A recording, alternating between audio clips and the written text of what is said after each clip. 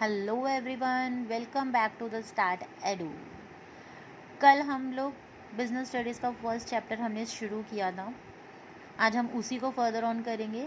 कल हमने पढ़ा था अबाउट द हिस्ट्री पढ़ रहे थे हम हमारी पुरानी ट्रेड एंड कॉमर्स की। देखिए, अगर हमें आज का फ्यूचर की हमें बिज़नेस के बारे में पढ़ना है तो हमें हमारे हिस्ट्री के बारे में तो पता होना चाहिए। तो बस आज हम उसी हिस्ट्री को कंटिन्यू रखते हैं। कल हमने एक पॉइंट पढ़ा होगा, अगर आपको याद होगा, अबाउट द ट्रांसपोर्ट, कि ट्रांसपोर्ट भी हमारे लिए एक बहुत बड़ा ट्रेड और कॉमर्स का एक साधन था, जिससे हम अपना ट्रेड करते थे, हम अपना व्यापार को आगे बढ़ाते थे। तो आज हम उस ट्रांसपोर्ट के बारे में पढ़ेंगे कि ट्रांसपोर्ट्स को हम कैसे कैसे यूज़ करते थे for our work. So trade are maintained by both land and the sea. हमें पता है जो ट्रेड था हमारा वो लैंड और सी दोनों के थ्रू जो है हम करते थे। हम धरती से भी करते थे, हम पानी से, समुद्र से भी करते थे। The northern roadway route is believe to have stretched originally from the Bengal to Taxila.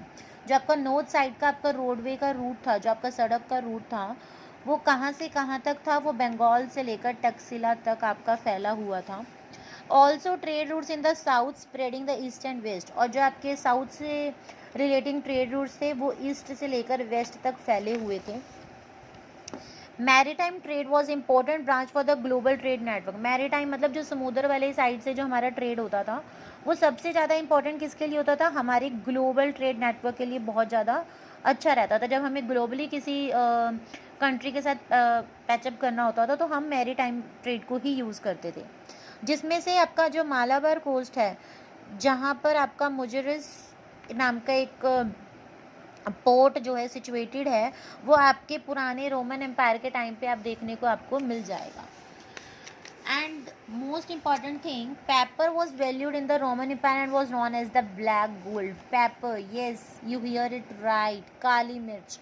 Roman empire के टाइम पे जो काली मिर्च है उसको ब्लैक गोल्ड के नाम से जाना जाता था। लोग उसे ब्लैक गोल्ड के नाम से जाना जाता था। मतलब कि अगर किसी के पास पेपर का बहुत बड़ा स्लॉट पड़ा है, बहुत ज़्यादा उसका सामान पड़ा है, पेपर बहुत ज़्यादा अमाउंट में उसके पास है, तो वो बंदा सबसे ज़्यादा धनी होता था, वो ब्लैक गोल्ड का पर्सन माना जाता था। और ये बहुत इंपॉर्टेंट टॉपिक है, आपको इससे रिलेटेड क्वेश्चन आ सकता है कि पुराने टाइम में ब्लैक गोल्ड किसको कहा जाता था, तो हम लिख सकते हैं पेपर को।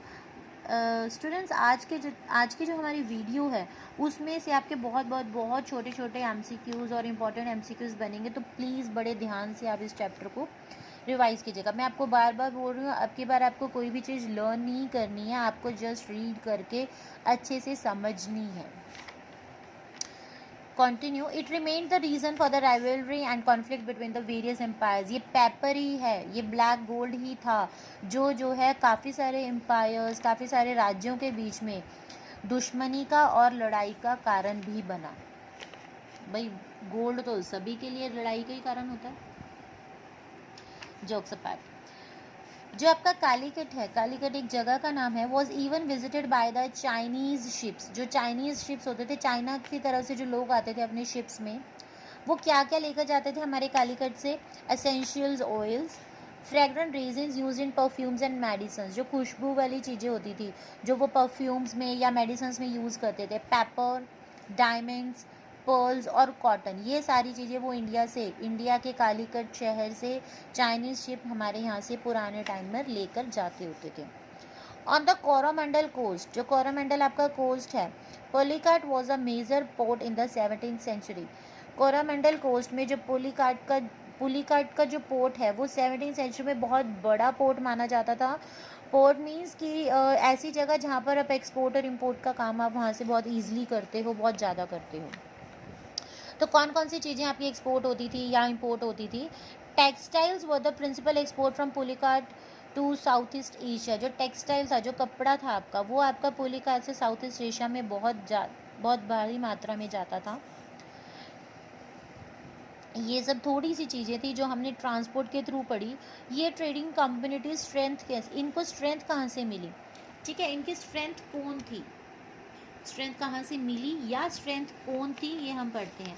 जो हमारे पंजाबी या जो मुल्तानी मर्चेंट्स थे वो किस टाइप का बिजनेस हैंडल करते थे, वो नॉर्दर्न रीजन जो नॉर्थ साइड का जितना भी एरिया होता था वहाँ का बिजनेस कौन संभालते थे, हमारे पंजाबी या फिर मुल्तानी मर्चेंट्स।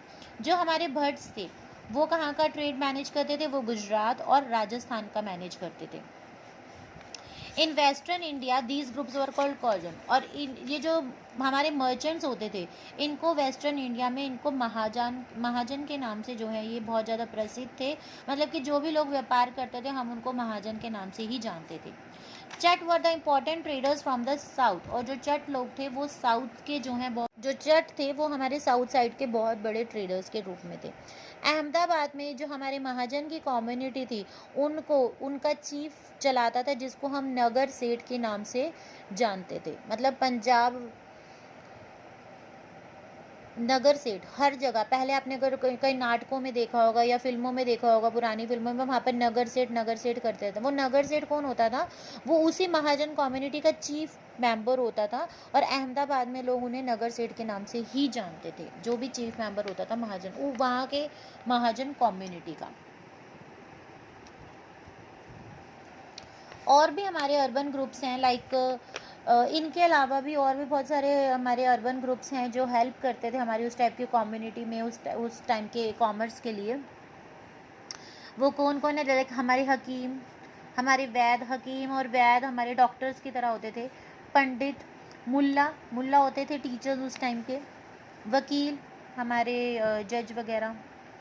पेंटर्स जो पेंटिंग का काम करते थे। कैलीग्राफर्स और म्यूजिशियंस, ये भी कुछ अदर अर्बन ग्रुप्स थे जो उस टाइम में कॉमर्स के लिए बहुत ज़्यादा प्रचलित थे, या फिर जिनके थ्रू हम अपना ट्रेड और कॉमर्स का काम चलाते थे एट द लास्ट टाइम पे।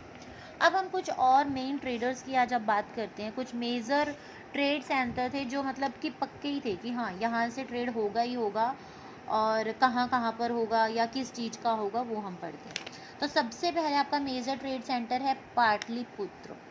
पाटलिपुत्र जिसको हम आज पटना के नाम से जानते हैं। ये मेजर सेंटर किसका था, एक्सपोर्ट का था। और किस चीज़ का एक्सपोर्ट होता था, स्टोन्स, पत्थर का एक्सपोर्ट कहाँ से होता था, पाटलिपुत्र से, जिसको हम आज पटना के नाम से जानते हैं। सेकेंड है हमारा पेशावर। पेशावर जो है ये एक्सपोर्टिंग सेंटर था आपके वूल का।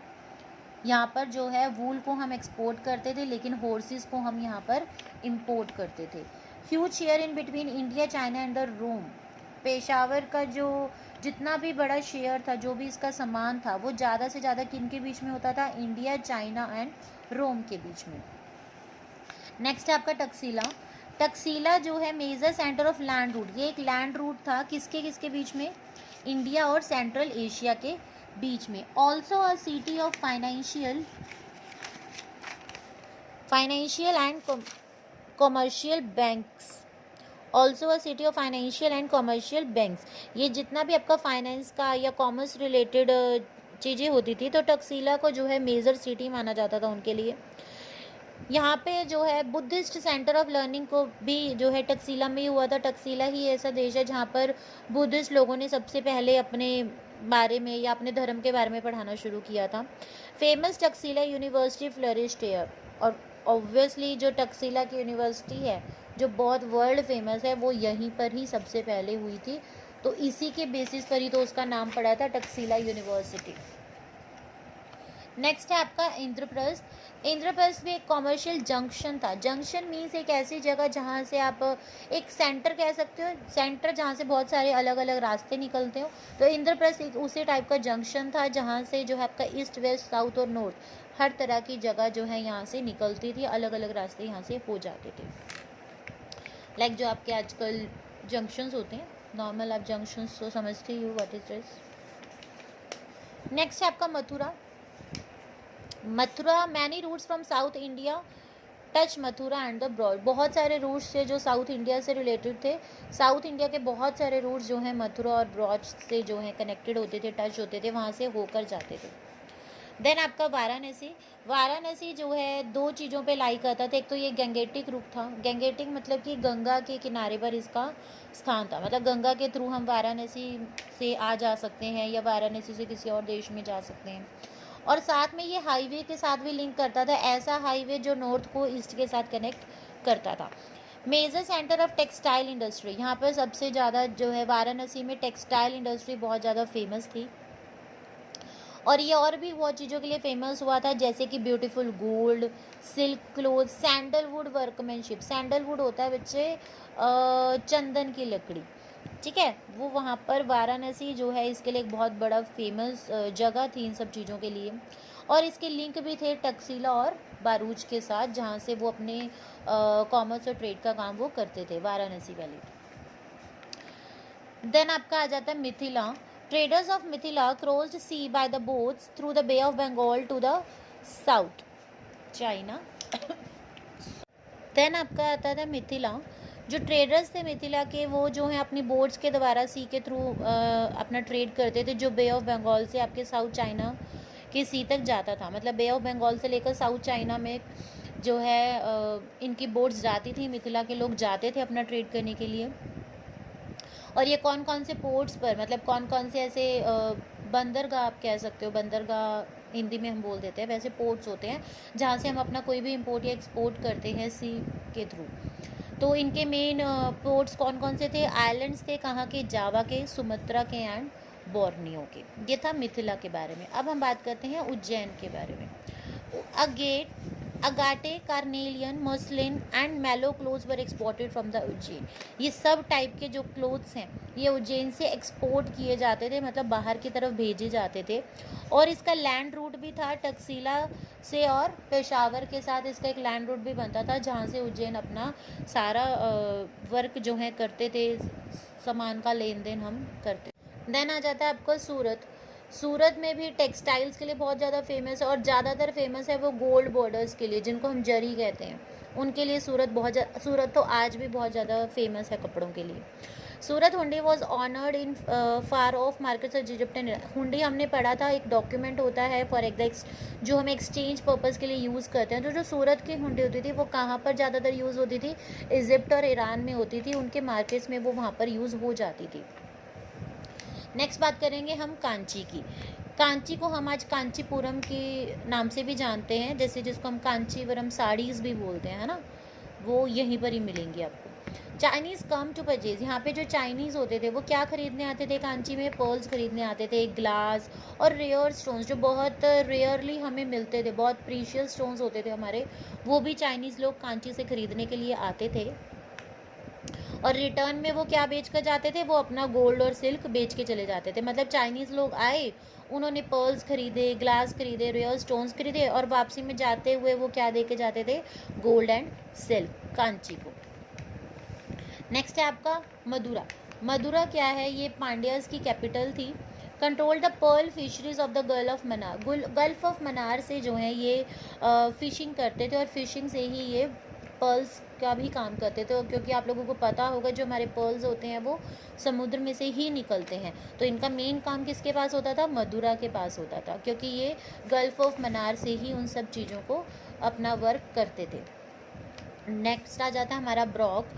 Greatest seat of commerce in the western India. जो ब्रॉक है उसका सबसे बड़ा कॉमर्स में पार्ट है। जो हमारा वेस्टर्न साइड का जो इंडिया है वो सबसे ज़्यादा उसका कॉमर्स कौन से शहर से होता था? ब्रॉक से होता था। ये ब्रॉक कहाँ पर है? ये नर्मदा रिवर के बैंक पर आपको मिल जाएगा, किनारे पर मिल जाएगा। लिंक्ड बैंक ये वो वाला बैंक नहीं है बच्चों जो हम पैसे लेते देते हैं, ये बैंक है नदी का किनारा। तो मतलब नर्मदा नदी के किनारे आपको ब्रॉक शहर आपको मिल जाएगा।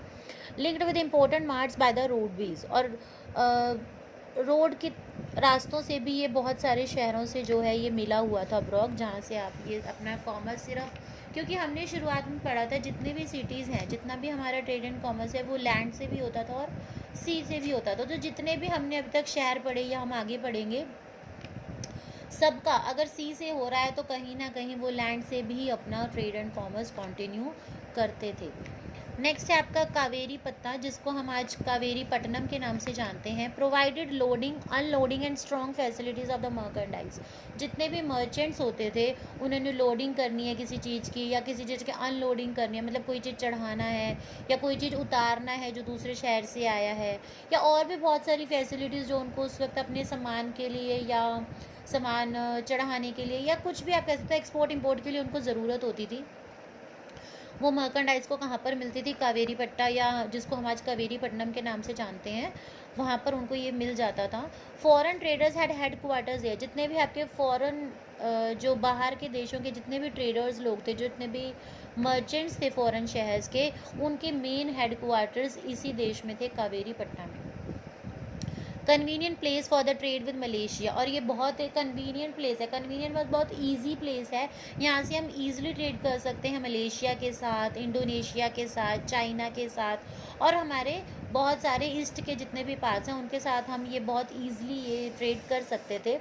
ये और भी बहुत सारी चीज़ों में ट्रेड करता था, बहुत सी और भी बहुत सारी चीज़ें ये लेन देन करते थे, जैसे कि हमारे परफ्यूम हो गए, सेंट्स हो गए, हमारा कॉस्मेटिक का सामान हो गया, silk, wool, cotton, corals, pearls, gold, stones, precious furs, ship building, ये सारी चीज़ों का भी ये ट्रेड करते थे, along with the loading, unloading and the strong facilities for the merchandise. इन सब चीज़ों के साथ मतलब कि मर्चेंट्स की हेल्प करने के साथ साथ ये इन सारी चीज़ों का भी ट्रेड करते थे। Last but not the least for today हमारा आ जाता है ताम्रलिप्ति। ताम्रलिप्ति क्या है, यहाँ पर क्या होता था, ये एक बहुत बड़ा पोर्ट है जो कनेक्ट करता था आपके सी और लैंड को। कौन सी साइड से, वेस्ट और ईस्ट, जो आपके वेस्ट और ईस्ट के जितना भी आपका सी का पोर्शन है या जितना भी आपका लैंड रूट है, इन सब चीज़ों को कनेक्ट कौन करता था, आपका ताम्रलिप्ति। बहुत बड़ा पोर्ट था जो इसको कनेक्ट करता था। Linked by road to Banaras and Taxila, और ये रोड को जो है बनारस से लेकर टक्सीला तक ये रोड के थ्रू आपके ईस्ट और वेस्ट को जोड़कर रखता था। ये था हमारे आज के सारे मेजर पोर्ट्स के बारे में। इनमें से बहुत छोटे छोटे क्वेश्चंस आपके एमसीक्यूज बन जाएंगे, तो बच्चों प्लीज़ अगेन मैं आपको बार बार बोलूँगी कि बहुत अच्छे से रीडिंग कीजिएगा, रटिएगा मत। नहीं समझ में आप मुझे इन्फॉर्म कीजिएगा, मैं आपको दोबारा समझाऊँगी, लेकिन प्लीज़ डोंट ट्राई में, आप इसे रटिए मत, आप इसको समझने की कोशिश कीजिए। आप 3-4 बार भी इसको रीड आउट करोगे ना, आपको बहुत ईजिली याद हो जाएंगे। सो आज के लिए बस इतना। लाइक, शेयर एंड सब्सक्राइब करना मत भूलिएगा, और साथ में बेल आइकन प्रेस करना भी मत भूलिएगा। Thank you.